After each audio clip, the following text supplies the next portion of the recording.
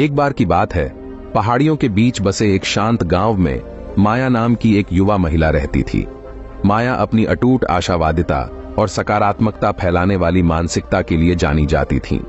उसके संक्रामक उत्साह का उसके सामने आने वाले हर व्यक्ति पर गहरा प्रभाव पड़ा। माया का गांव एक ऐसी जगह थी जहां सूरज हमेशा चमकता हुआ दिखता था और हरे भरे खेत गांव वालों की कड़ी मेहनत का प्रमाण थे। हालांकि किसी भी समुदाय की तरह उन्हें भी उचित चुनौतियों और असफलताओं का सामना करना पड़ा। एक दिन बोधि नाम का एक बुद्धिमान भिक्षु गांव में आया। वह मन की गहरी समझ और किसी के विचारों की शक्ति के लिए प्रसिद्ध थे। गांव वाले उसकी बुद्धिमत्ता जानने के लिए एकत्र हुए और माया उससे मिलने के लिए विशेष रूप से उत्साहित थी। बोधि एक विशाल बोधि वृक्ष के नीचे बैठ गए और ग्रामीणों को संबोधित करने लगे। उन्होंने किसी की मानसिकता के महत्व के बारे में बात की और यह कैसे जीवन में उनके अनुभवों को आकार दे सकता है।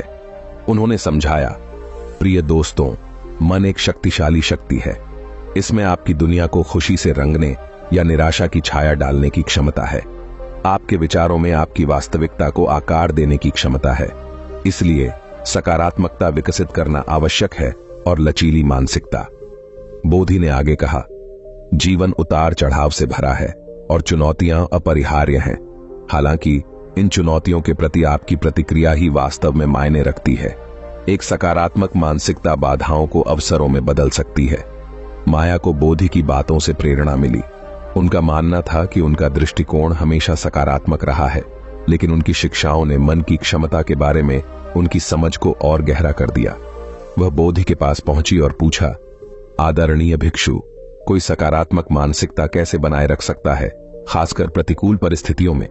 बोधि ने मुस्कुराते हुए जवाब दिया, माया, एक सकारात्मक मानसिकता जागरूकता से शुरू होती है। आपको अपने विचारों का निरीक्षण करना चाहिए और पहचानना चाहिए कि नकारात्मकता कब आती है। जब आप चुनौतियों का सामना करते हैं तो उन्हें दुर्गम बाधाओं के रूप में न देखें। इसके बजाय उन्हें विकास और सीखने के अवसर के रूप में देखें। माया ने सिर हिलाया और पूछा, लेकिन जब जीवन विशेष रूप से कठिन हो जाए तो हम सकारात्मक कैसे रह सकते हैं?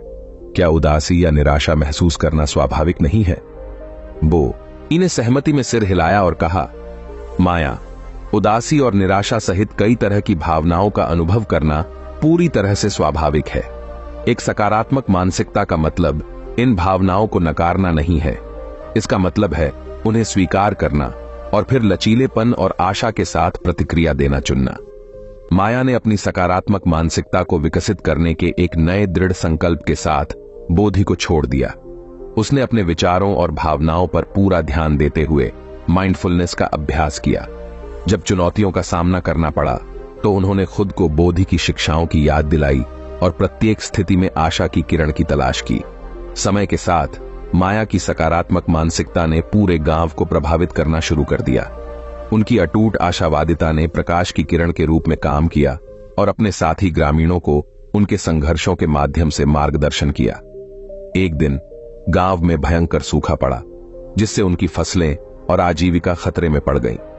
माया की सकारात्मक मानसिकता बोधि की शिक्षाओं के साथ उनकी मार्गदर्शक रोशनी बन गई।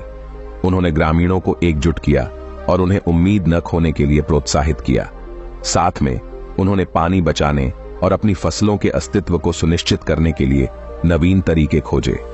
चुनौतीपूर्ण परिस्थितियों के बावजूद ग्रामीणों के लचीलेपन और सकारात्मक मानसिकता के कारण आखिरकार बारिश आने पर उन्हें भरपूर फसल मिली। गांव न केवल उनकी कड़ी मेहनत के कारण बल्कि सकारात्मक मानसिकता की परिवर्तनकारी शक्ति के कारण भी समृद्ध हुआ। उन्होंने जान लिया था कि चुनौतियां विकास की राह में रुकावटें नहीं बल्कि सीढ़ियां हैं। माया विशेष रूप से गांव की अटूट आशावाद का प्रतीक बन गई थी। उनकी कहानी दूर दूर तक फैली और लोगों को सकारात्मक मानसिकता की अविश्वसनीय क्षमता को अपनाने के लिए प्रेरित किया। बोधि और माया के वास्तविक जीवन के उदाहरण की बुद्धिमान शिक्षाएं एक अनुस्मारक के रूप में कार्य करती हैं कि एक सकारात्मक मानसिकता में प्रतिकूलता को जीत में और अंधेरे को प्रकाश में बदलने की शक्ति होती है। गांव एक बार फिर सूरज की गर्म आलिंगन के नीचे फला फूला और खेत प्रचुर मात्रा में फसलों से लहलहा उठे, जो एक सकारात्मक मानसिकता की अदम्य शक्ति का प्रमाण है।